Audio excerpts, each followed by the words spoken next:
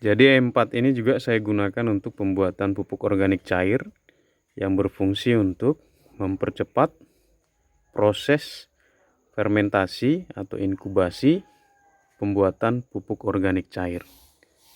Jadi manfaatnya cukup banyak.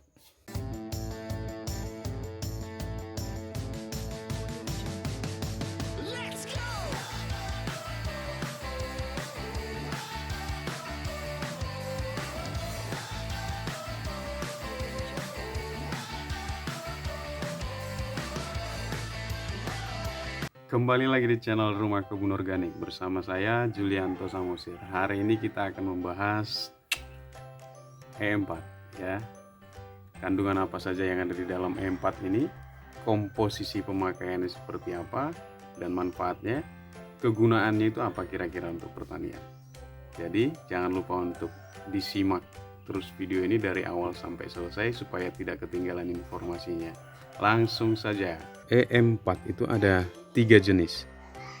Satu untuk pertanian yang saya pegang sekarang yang warna kuning.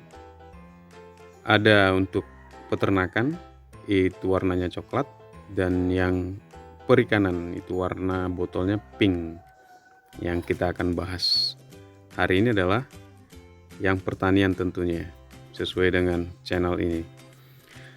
E4 sendiri artinya ya Bapak Ibu, efektif mikroorganisme ya, atau organisme. E4 ini dia untuk tanaman, bakteri fermentasi. Jadi 4 yang ada di dalam ini fungsinya: bahan organik tanah, menyuburkan tanaman, dan menyehatkan tanah. Apa saja di dalamnya ini sudah ada di keterangannya juga. Bakteri dari genus Lactobacillus ini sudah sangat familiar biasanya untuk yang membahas tentang channel-channel pertanian. Terus ada jamur fermentasi ya. Dan yang paling menarik di sini adalah sangat cocok untuk tanaman perkebunan ya, hortikultura, padi, palawija, karena sifatnya tidak beracun dan tidak menimbulkan pencemaran. Artinya kalau kita menggunakan ini aman untuk jangka panjang untuk tanah kita, lingkungan kita, dan sekitar kita. Komposisi sudah lengkap di dalamnya ya. Jenis-jenis bakterinya sudah ada di sini ditulis. Terus kandungan zat haranya juga sudah ada di sini ditulis ya. Dan cara atau petunjuk pemakaiannya juga sudah ada. Tapi yang ada di sini ini ada skala besar ya, karena ini 1 ton. Jadi untuk pupuk padat ya, atau kita biasa sebut kompos padat itu, campurannya perbandingannya 1:1:50. 1 liter E4, 1 liter molase atau tetes tebu ya. Ini yang biasa saya pakai juga. Dan 50 liter air. Di sini sudah dijelaskan kita fermentasi selama seminggu dan siap digunakan setelah diangin-anginkan. Artinya setelah dibiarkan terlebih dahulu. Setelah 1 minggu ini dibiarkan diangin-anginkan dulu. 1 liter E4 itu cukup untuk membuat pupuk 1 ton. Ini tadi yang saya bilang, ini skala besar untuk kalau 1 liter ya. Tapi karena kita skala rumah tangga, mungkin kita ambil persentasenya yang kecil saja. Biasanya kan orang bisa menggunakan hanya 1 tutup botol ya, misalnya ya, contoh ya.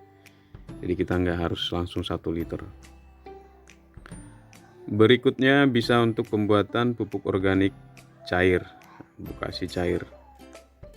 Kalau Bapak Ibu yang mengikuti channel saya ini, biasanya kan saya selalu menggunakan E4 ini dan juga molase dalam pembuatan pupuk organik cair, baik itu yang dari sisa nasi, daun-daunan, pupuk cair yang ada di tong dengan kotoran hewan, atau daun-daunan juga atau limbah sampah.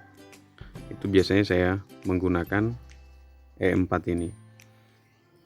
Jenis tanaman ya, jenis tanaman yang kita bisa gunakan E4 ini hampir semua jenis tanaman termasuk bunga. Di sini ada bunga, sayur-sayuran ya, ada selada, kubis, cabai, wortel, bawang, tomat, tapi sepertinya ini tidak terbatas. Sayur apa saja. Terus tanaman pangan juga ada, padi, jagung, singkong, kentang, kedelai, tanaman perkebunan, lada, teh ya, coklat, bla bla bla dan lain-lain juga, buah-buahan, mangga, jambu dan jenis buah yang lainnya. Jangka waktu pemakaian dan dosis juga sudah ada di sini. Jadi sudah cukup lengkap sekali di dalam kemasan botol E4 ini. Penjelasannya sudah cukup jelas, terang ya. Kalau di tempat saya ini harganya sekitar 25.000. Nah, saya nggak tahu di tempat Bapak Ibu Saudara harganya berapa. Ya. Harganya berapa dan apakah ada ya barangnya? Karena ada sebagian tempat katanya nggak jual E4 ini. Dan yang terakhir kegunaannya di sini adalah memperbaiki sifat fisik, kimia dan biologi tanah, meningkatkan produksi tanaman dan menjaga kestabilan produksi, memfermentasi dan mendekomposisi bahan organik tanah dengan cepat ya, menyediakan unsur hara yang dibutuhkan tanaman, menyehatkan tanaman. Jadi ini kegunaan dari E4. Ini juga baik sekali ya, karena ada analisa laboratoriumnya atau analisa lab dari Fakultas Pertanian UGM ya. Ini juga terdaftar dia sebagai pupuk hayati. Ya, kita akan coba lihat beberapa pupuk cair dan juga pupuk padat yang saya buat menggunakan E4 ini ya. Kita langsung saja. Jadi ini beberapa POC atau pupuk organik cair yang saya buat ya. Dan sebagian ini ada yang menggunakan E4 dan juga molase. Kalau yang ini hanya menggunakan molase saja, daun gamal dan molase. Dan bonggol pisang juga menggunakan gula ya, itu untuk bunga dan buah. Sementara ini dari kulit bawang ya, untuk bisa untuk kandungan yang kita kocor dan juga kita semprot atau sebagai insektisidanya. Dan yang saya betul-betul keduanya saya gunakan itu untuk pembuatan ini mol atau pupuk organik cair dari sisa nasi ya, atau yang menggunakan jamur trichoderma. Saya menggunakan molase dan juga E4 sebagai efektif mikroorganisme mikro yang akan membantu melebur atau memfermentasi bahan-bahan yang ada di dalam, jadi lebih cepat terurai seperti itu dan lebih efektif. Nah, ini pupuk cair yang ada di dalam wadah botol dan jerigen yang punya saya. Yang berikutnya ada yang dari limbah dapur juga ya. Nah, E4 sendiri sama molase juga saya gunakan untuk ini membuat pupuk organik cair ya. Jadi untuk mempercepat proses fermentasi dan mengurai bahan-bahan atau limbah-limbah organik yang ada di dalamnya. Jadi contohnya seperti ini ya. Ini sudah hampir terurai semua bahan-bahannya. Ya, itu dia di dalam ini. Jadi kita tinggal mengambil dan menggunakannya. Ini membantu juga untuk mengurangi bau yang dikeluarkan oleh hasil fermentasinya. Jadi seperti itu. Jadi salah satu fungsinya adalah untuk mempercepat proses ya dekomposisi atau terurainya bahan-bahan organik yang kita jadikan kompos ya. Contohnya seperti di tempat pembuatan kompos saya ini kan, ini macam-macam di dalamnya, ada gulma ya, ada limbah-limbah sayur ya, daun-daunan, ini ada bunga juga, ini yang hasil dibersihkan, ini sudah terurai di dalamnya, ini sudah Jadi seperti ini mereka. Jadi supaya lebih cepat terurai. Seperti ini ya. Ini ada plastik, ini kita harus hilangkan ini. Jadi cepat hancur bahan-bahannya.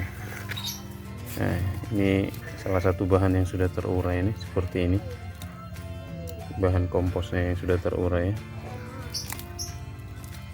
Jadi caranya tadi itu sesuai dengan komposisinya, nanti kita tinggal buat perbandingannya aja, diperkecil 1:1:50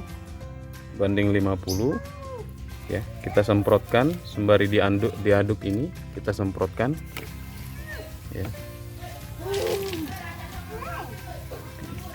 Kita semprotkan untuk mempercepat terurainya kompos-kompos ini atau limbah-limbah ini, limbah-limbah organik ini. Seperti itu. Jadi nanti ya, yang harusnya 1,5 bulan mungkin bisa jadi 3 minggu sampai 1 bulan. Seperti itu ya. Ini contoh-contoh yang ada di kebun saya yang menggunakan E4. Iya, demikianlah tadi manfaat dari E4 ya, untuk mempercepat penguraian dalam pembuatan kompos padat. Seperti itu, caranya juga sangat mudah. Dan yang kedua, dia bisa kita gunakan untuk proses fermentasi pembuatan pupuk organik cair ya, dengan tambahan tadi ini tetes tebu atau molase. Ini juga bisa kita beli di toko pertanian, murah sekali, hanya 15.000 kalau nggak salah. Ini kita bisa pakai. Jadi itu manfaat dari E4 dan kegunaannya. Mudah-mudahan membantu dan kita bisa memaksimalkan pupuk padat kita dan juga pupuk organik cair kita dengan penggunaan mikroorganisme ini. E4. Semoga tanaman kita berhasil dan sukses ya, yang memulai di pekarangan ataupun tanah di lahan konvensional atau komersil. Hasilnya dan produktivitasnya tetap bagus di musim hujan sekarang ini. Saya Julianto Samosir, channel Rumah Kebun Organik. Kalau masih ada yang belum jelas, bisa ditanyakan di kolom komentar ya, terkait E4 ini. Saya akan coba jawab sebisa saya ya. Dan terima kasih karena sudah menyimak channel ini. Sampai ketemu lagi di video-video inspirasi berikutnya. Jangan lupa untuk menanam, dirawat ya, dipanen, kita nikmati hasilnya, tubuh kita sehat, dan tanam kembali. Sampai ketemu, bye bye.